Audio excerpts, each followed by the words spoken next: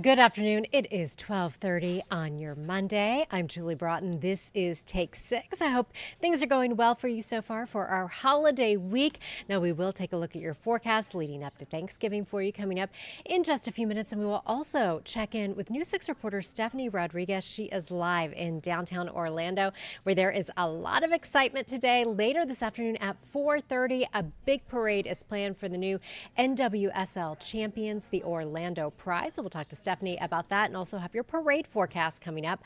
But first, we're going to be joined by News 6 investigator Mike DeForest. And Mike, you were talking to us today about a story you have been following for months about Florida Highway Patrol troopers along the border in Texas, so helping with illegal immigration there. And you've been looking into more specifically what some of those duties have been over the last several months.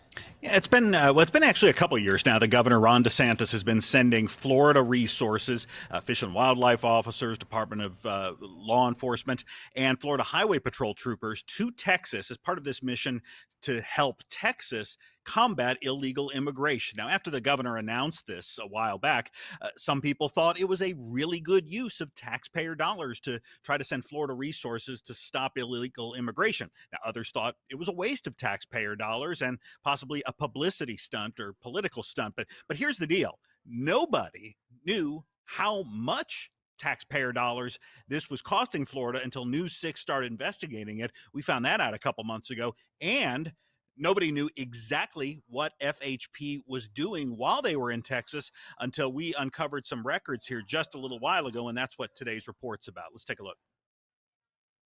We have traveled here to Eagle Pass, Texas. When News 6 visited the Mexico border back in February, our cameras captured some Florida Highway Patrol troopers riding along with troopers from the Texas Highway Patrol, as others spent hours sitting in their marked patrol vehicles.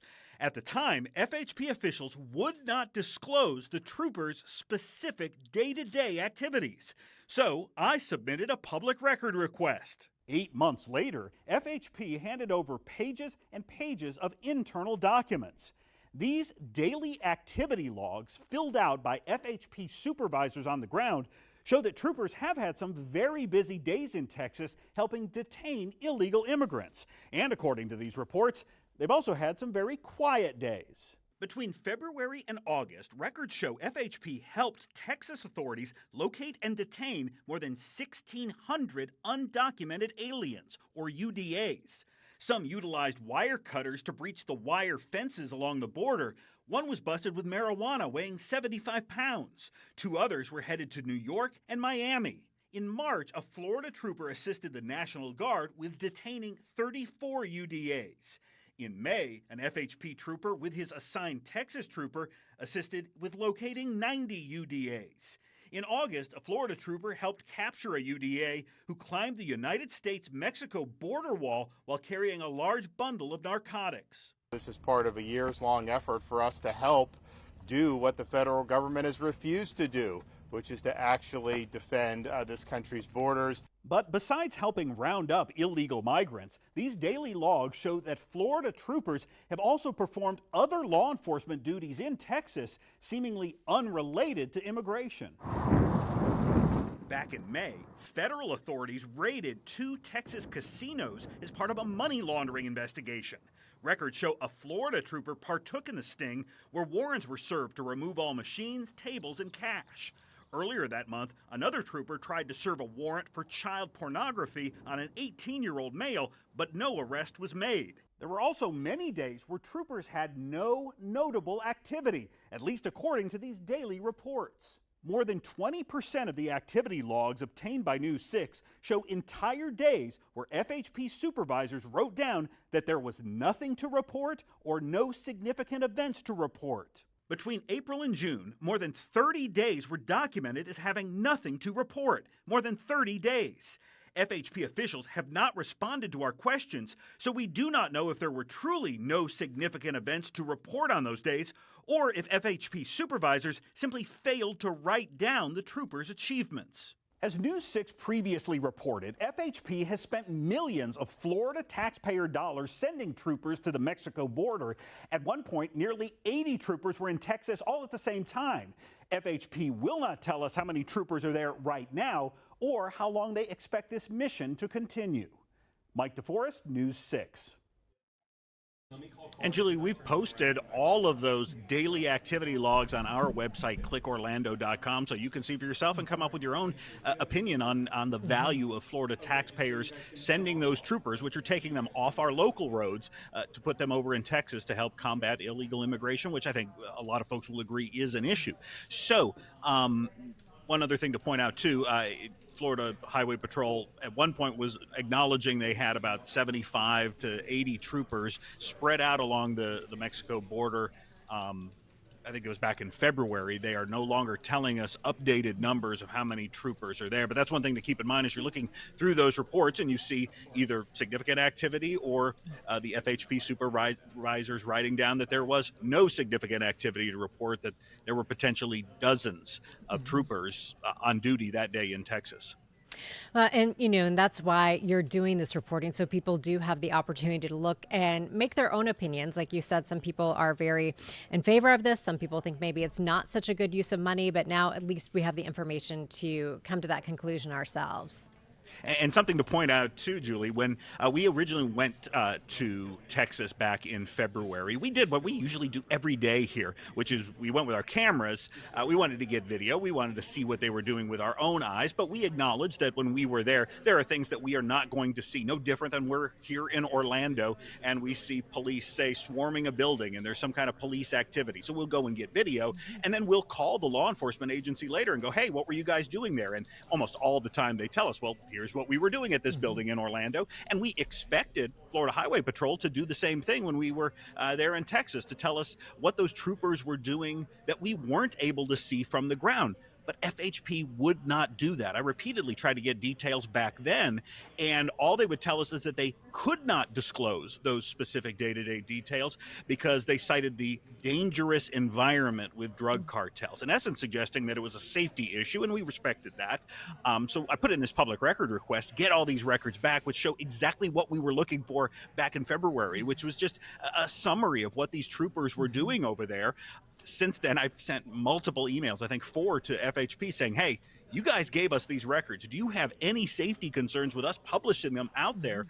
Since you earlier said that there was a safety concern, no response from FHP. We gave them the opportunity to try to challenge us putting these out there, and they didn't say anything about it. So that was kind of the holdup of getting this information. This is the kind of details I was really hoping we could have told back in February, but at least we're able to bring it to you now. Right, and I know you have more coming up later today on News 6, so when will we see that? 4:30 and 6 o'clock today. More details on this story. Wonderful. Mike DeForest, thank you so much. See you then. All right, and just coming into our newsroom, we have some very sad breaking news to share with you. We're getting a statement from the Rosen family, which I'll read to you. Harris Rosen has died at the age of 85 this morning. Here is the statement that we just received into our newsroom. On behalf of the Rosen family, it is with profound sadness that I announce the passing of Harris Rosen, who left us this morning at the age of 85, surrounded by family and loved ones.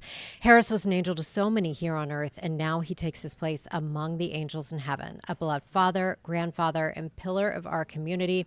His boundless generosity and love touched countless lives through his unwavering commitment to helping underserved communities, promoting education, advancing the fight against cancer, and supporting health and wellness initiatives.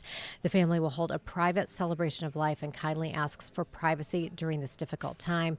And that statement is from Frank Santos, the vice president of Rosen Hotels and Resorts. And anyone who has been in Central Florida at all knows of the generosity of Mr. Rosen. He, of course, has the Tangelo Park project where he sends graduates, residents of Tangelo Park who graduate from high school to college, just has done so many amazing things for the community. And this is just such a huge loss for our community. So we certainly send our condolences to his family.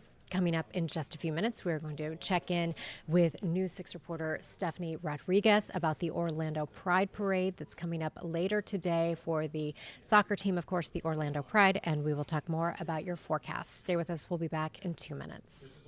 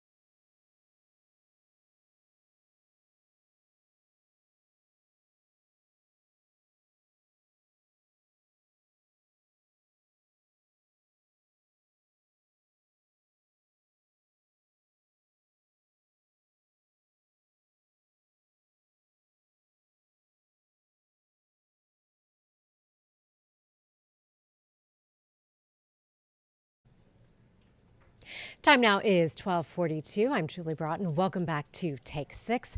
It is a big day in downtown Orlando as we are celebrating a really big moment for the Orlando sports community. The Orlando Pride becoming the NWSL champions Saturday night in Kansas City, winning over the Washington Spirit. So the city is honoring them with a parade and a ceremony this afternoon. News 6 reporter Stephanie Rodriguez joins us now live from downtown Orlando, and you're going to be there throughout the afternoon, and there is just a lot of excitement already bumbling in downtown Orlando, I imagine. Hey, Julie. Yeah, a lot of setup happening already. I don't know if you can see behind me just a little bit about what's happening now. The media is getting here. They're setting up the sound systems. This is actually the end of the parade route here at City Hall. It's going to be going across Orange Avenue and starting at Central Boulevard. The players are going to be here. They're going to be speaking here at City Hall after the parade, as well as other people that are involved in the organization. And also the Walt Disney World Main Street Philharmonic is going to be here. So it's definitely going to be a party, and the parade starts at 4:30. And you will be out there covering the ceremony. We'll be carrying all of this live on News 6. Have you heard any more about the lineup of what we can expect at City Hall in addition to the players? I don't know if they're releasing any of that information yet. Let me take a look. I have some notes here. There will be some special guests is what they have released so far. So no indication on who exactly that might be, but the players, special guests, and other people from the organization. I'm sure we can expect the head coach and potentially the owners of the team as well out here.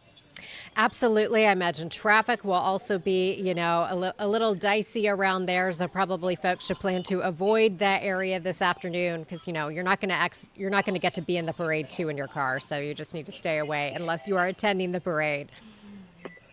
Yes, exactly. The city is actually encouraging people who do want to come to avoid traffic by using the Sunrail via the Church Street or Lynx Central Station, riding Lynx, of course, or using a bike or a scooter. There's some in downtown that you can rent as well, the VOs and the Lyft and Uber ones. So there's some other options for you so you don't have to drive down into downtown for the celebration. All right. So we know you will be out there throughout the afternoon covering this. Again, we'll begin our coverage on News 6 starting at 4 this afternoon. So we will see you then. All right. Bye, Julie. Bye. Thank you so much. All right, let's get a check of your forecast. If you are planning to head out to the parade, we are looking good out there this afternoon. You've seen a lot of sunshine so far. Here's a look at that graphic for you with the parade forecast. Now the parade starts at 4:30, so expect 78 degrees at 4 o'clock. That will be our afternoon high. 5 o'clock, 74 degrees, and sunset is around 5:30, so we will go back into the low 70s by 6 o'clock. Right now we are sitting at 72 in Leesburg. The Villages, you are at 76 as well in Melbourne, 75 in Cape Canaveral.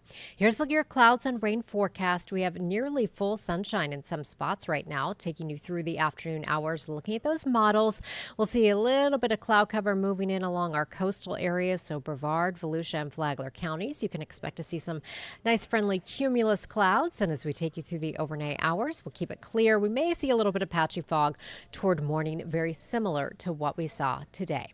Expect an afternoon high today around 78 in Orlando, 77 in Ocala, the Villages in Leesburg, 75 in Palm Coast and New Smyrna Beach, and 76 degrees in Cocoa Beach.